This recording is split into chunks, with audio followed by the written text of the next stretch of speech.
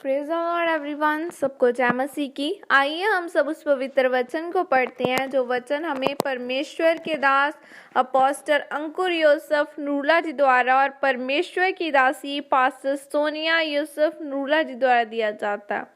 आइए हम सब उस पवित्र वचन को पढ़ते हैं।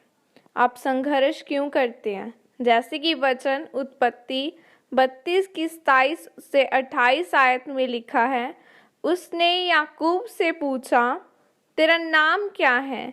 उसने कहा, याकूब। उसने कहा, तेरा नाम अब याकूब नहीं परंतु इज़राइल होगा, क्योंकि तू परमेश्वर से और मनुष्य से भी युद्ध करके प्रबल हुआ। आमीन।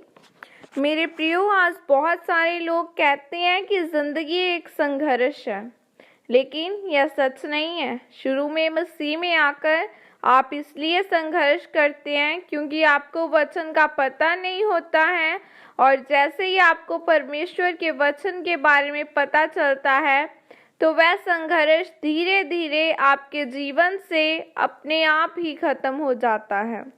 अगर हम बाइबल में याकूब के बारे में पढ़े तो लिखा है कि याकूब ने इसलिए संघर्ष किया क्योंकि वह बाइबल से बाहर होकर चला।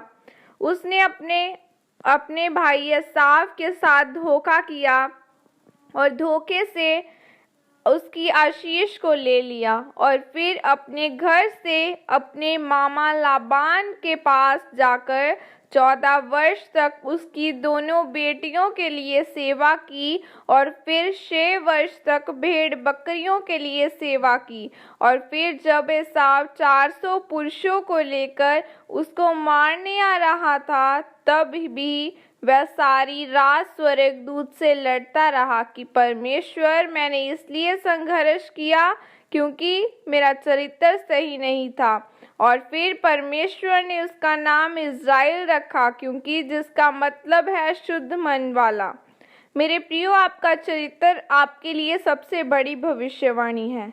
याकूब ने संघर्ष किया, लेकिन उसके पिता इसहाक ने कोई संघर्ष नहीं किया, क्योंकि इसहाक रोज शाम को परमेश्वर के वचन पर मनन करने जाता था। उसका ध्यान परमेश्वर के वचन पर था। जब आप वचन को पढ़ते हैं, उस पर मनन करते हैं, तब आप गलत फैसले नहीं लेते, फिर आप परमेश्वर का डर मानते हैं। इसहाक ने अपनी पत्नी के लिए कोई संघर्ष नहीं किया। वह परमेश्वर के वचन में बना रहा और परमेश्वर ने उसके लिए सबसे उत्तम इंतजाम किया। मेरे प्रियो, आज लोगों को अपनी चंगियाई, छुटकारे और आशीष के लिए संघर्ष करना पड़ता है। क्यों? क्योंकि वह सही रीति के साथ परमेश्वर के वचन पर नहीं चलते। आशीष मिली तो परमेश्वर का वचन मान लिया, लेकिन अगर परमेश्वर ने उनको परख लिया तो उस परख में खरे नहीं उतरे। कभी उपवास रख लिया, कभी नहीं रखा, कभी व्यभिचार कर लिया और फिर तौबा कर ली। इन सब के कारण आज लोग अपने जीवन में संघर्ष कर रहे हैं।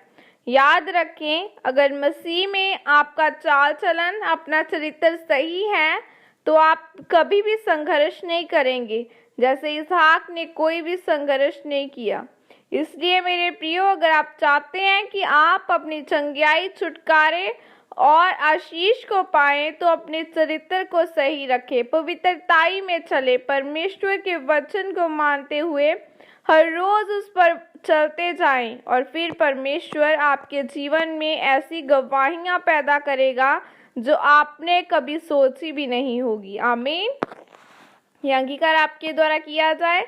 सर्वशक्तिमान परमेश्वर, मैं इस वचन के लिए पिता आपका धन्यवाद करती हूँ। पिता, मैं अंगीकार करती हूँ कि मैं पवित्रताई में चलूंगी और आपके वचनों को मानते हुए आपके वचनों के अनुसार अपने जीवन को व्यतीत करूंगी। प्रभु यीशु मसीह के सामर्थ्य नाम में मांगती हूँ। आमीन। आइए मैं आप सबके लिए प्रार्थना करती हूँ। सर्वशक्तिमान परमेश्वर, आज के दिन के लिए खुदावंदा मैं आपका धन्यवाद करती हूँ। पिता परमेश्वर, आपका वचन कहता है, धन्यवाद के साथ, स्तुतियों के साथ उसके पाठ को मैं प्रवेश करूँ। ऐ खुदा, मैं आपका धन्यवाद करती हूँ। आपके वचन में लिखा है यीशु मसीह के कोड़े खाने से तुम चंगे हो चुके हो। ऐ खुदा, तेरे कोड़े खाने से हम चंगे हो चुके हैं। मेरे जिंदा परमेश्वर, तेरे कोड़े खाने से मेरे साथ जुड़ा हर एक जन चंगा हो चुका है। इनकी बीमारियां यीशु मसीह के नाम के द्वारा जाती रहे। हर प्रॉब्लम यीशु मसीह के नाम के द्वारा इनकी जिंदगियों को छोड़ के जाए। स्टूडेंट्स के एक्सीलेंट रिजल्ट इनकी जिंदगियों का हिस्सा। हर स्टूडेंट ब्लेस किया जाए। परमेश्वर तेरी सामर्थ्य ने छुए खुदा बना। ये तेरे नाम के द्वारा परमेश्वर कोई मुसीबत आए, अड़े और खड़े रहें खुदा बना। पूरे विश्वास के साथ खुदा बना चलते जाए। प्रभु यीशु मसीह के सामर्थ्य नाम में मांगती हूँ, आमीन। सबको जय मसीह की। God bless you all. परमेश्वर आप सबको आशीषित करे।